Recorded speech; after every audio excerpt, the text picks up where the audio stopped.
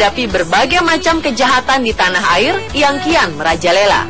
Mendapatkan uang dengan jumlah besar dengan cara instan membuat sebagian orang rela melakukan apa saja, termasuk melukai, menipu, atau memperdaya para korbannya.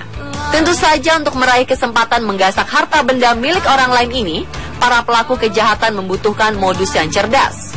Tak kurang akal, para pelaku kriminal ini menyusun skenario dan bersandiwara untuk mengecoh korban. Bahkan aksi kejahatan sekarang ini tak hanya dilakukan secara sembunyi-sembunyi, melainkan terang-terangan. Tingkatkan terus kewaspadaan Anda, karena mungkin saja Anda menjadi korban salah satu modus dari 7 modus kejahatan di tanah air versi on the spot.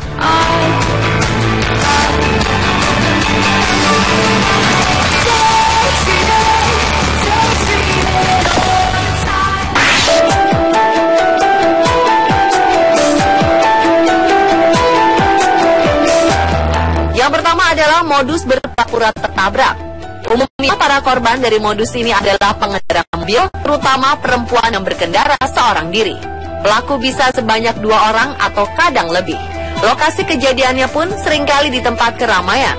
Modusnya, saat mobil berjalan, pelaku akan berpura-pura ditabrak oleh korban. Pelaku kemudian akan mengetuk pintu mobil dan meminta calon korbannya untuk menghentikan mobilnya. Kalau sudah begini, masyarakat di sekitar bisa jadi terbawa emosi karena menganggap benar-benar terjadi tabrakan.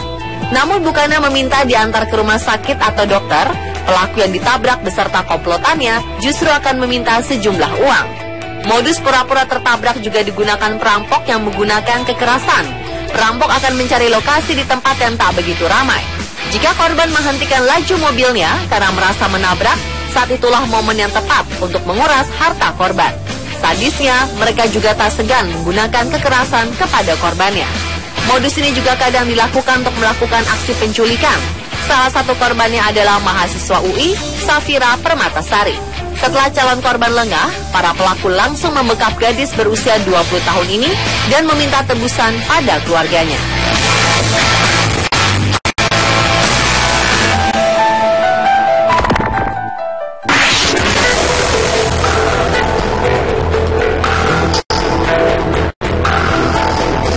Modus kejahatan berikutnya adalah melempar kaca mobil depan dengan telur.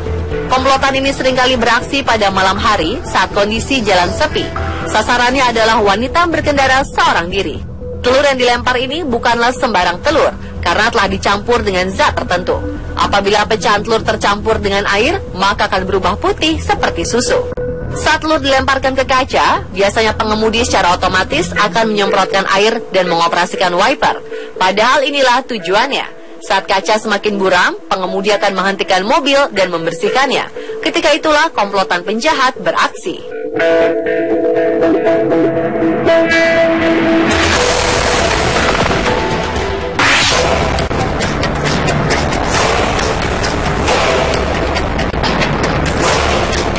Modus yang harus diwaspadai lainnya adalah penipuan dengan pura-pura menjual rumah. Tak sedikit orang tertipu dan harus kehilangan jutaan rupiah akibat buayan manis oknum penjual rumah. Salah satu syarat untuk pengajuan KPR adalah telah menjadi pegawai tetap. Sayangnya, tak semua orang memenuhi persyaratan ini. Celah inilah yang dimanfaatkan oknum penjual rumah untuk menipu dan membawa kabur uang calon pembeli. Caranya, dengan janji akan membantu meloloskan aplikasi calon konsumen.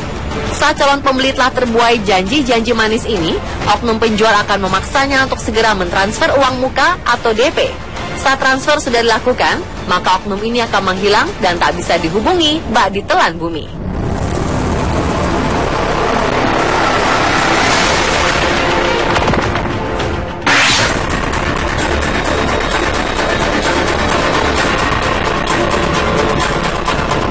Modus penculikan anak kini semakin beragam. Salah satunya adalah dengan mendekati orang tua korban. Saat orang tua merasa kenalan barunya adalah orang yang baik dan dekat, saat itulah pelaku penculikan mengambil langkah. Seperti kasus yang dialami oleh Baby, seorang ibu muda yang bayinya diculik selama 20 jam. Ternyata para pelaku penculikan adalah kakak beradik berinisial EI dan EA yang telah ia kenal sebelumnya dari perkumpulan arisan. Pelaku EI milik bayi Afril dengan cara berpura-pura bertandang ke rumah Baby. Ibu muda ini kemudian mengantar EI pulang. Saat itulah EA datang bersama seorang pria dan membawa kabur bayi Afril. Berkat penanganan yang tepat, bayi Afril bisa kembali ke pangkuan ibunya. Sementara kedua pelaku berhasil diamankan oleh polisi. Meski hanya berniat mengasuh, polisi mencurigai keduanya terlibat sindikat perdagangan manusia.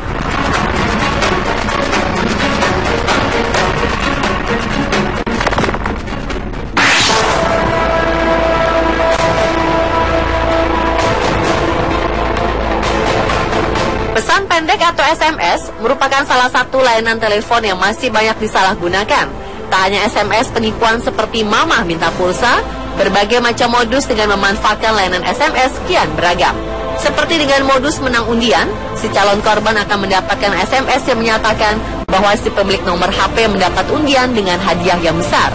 Mulai dari uang tunai, mobil, voucher, hingga liburan gratis. Modus ini bahkan mencatut nama perusahaan besar lengkap dengan alamat websitenya.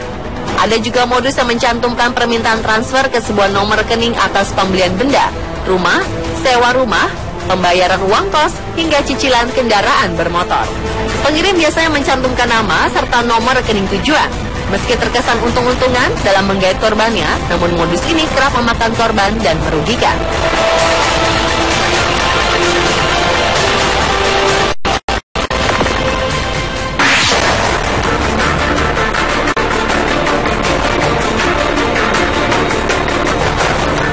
Hati-hatilah Anda saat sedang bertransaksi di ATM. Perhatikan dan selalu waspada dengan orang-orang asing di sekitar Anda. Karena berbagai macam penipuan hingga kejahatan dengan tindak kekerasan menyasar pada mereka yang hendak bertransaksi di ATM. Belum lama, Polresta Jambi menangkap 4 orang pria yang merupakan penjahat spesialis pembobol anjungan tunai mandiri. Mereka puluhan kali melakukan pembobolan dengan cara mengganja lubang mesin ATM sehingga kartu ATM nasabah tertelan. Setelah korban panik, pelaku akan berpura-pura membantu dan meminta PIN milik nasabah. Namun secara sembunyi-sembunyi, pelaku akan menukar kartu ATM korbannya. Sebelum korban sadar, pelaku kemudian segera pergi dari lokasi. Berdasarkan penyelidikan polisi, keempat pelaku ini telah melakukan aksinya di 46 ATM. Di tempat terpisah, Polres Sukabumi menangkap komplotan pembobol ATM dengan modus menggunakan call center palsu. Para pelaku juga membuat alat agar kartu ATM milik korban tersangkut di mesin ATM. Dalam 2 minggu beroperasi saja, para pelaku mampu meraup pundi-pundi hingga 50 juta rupiah. Jumlah yang sangat besar. Pelaku akan beraksi ketika kartu ATM korban tertelan. Korban yang panik akan digiring oleh orang yang berpura-pura membantu untuk menelpon ke nomor call center palsu. Untuk proses perbankan, call center palsu tersebut akan meminta PIN kartu ATM milik nasabah. Para pelaku tertangkap. Salah satu korban yang menyadari dirinya hendak ditipu saat mengambil uang tunai di kawasan Cibolang, Kecamatan Cisaat. Korban akhirnya melapor pada Mapolsek Cisaat dan akhirnya polisi berhasil membekuk para tersangka. Oleh karena itu, waspada dan jangan panik saat berada di ATM. Pastikan juga nomor call center yang dihubungi adalah nomor resmi dari bank Anda yang telah terdaftar.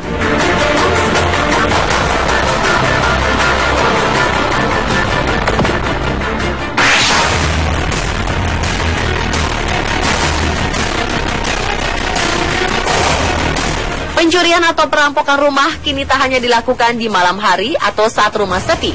Pelakunya bahkan terang-terangan datang dengan berpura-pura menjadi tukang servis alat rumah tangga, alat elektronik, dan lain sebagainya. Seorang pria di Surabaya nekat membobol rumah warga di siang hari dengan berpura-pura menawarkan jasa servis kompor dan laundry. Saat pemilik rumah lengah, tersangka langsung menggasak barang-barang elektronik dan perhiasan di dalam rumah. Pria berinisial AB ini akhirnya berhasil dibekuk polisi. Awalnya pemilik rumah telah menolak tawaran pelaku. Namun sepertinya pria berusia 38 tahun ini terus melancarkan bujuk rayu pada korban. Di rumah, pelaku berhasil membawa 1 unit telepon seluler serta kamera digital. Dari hasil pemeriksaan, tersangka mengaku telah beraksi di 5 rumah. Dari tangan tersangka, polisi berhasil mengamankan 8 buah telepon seluler dan 1 kamera digital dari hasil kejahatannya yang belum terjual. Baru-baru ini juga, jajaran Polresta Samarinda berhasil membekuk komplotan perampok dengan modus pura-pura servis AC. Dalam pemeriksaan, komplotan ini mampu meraup uang hingga 1,8 miliar rupiah.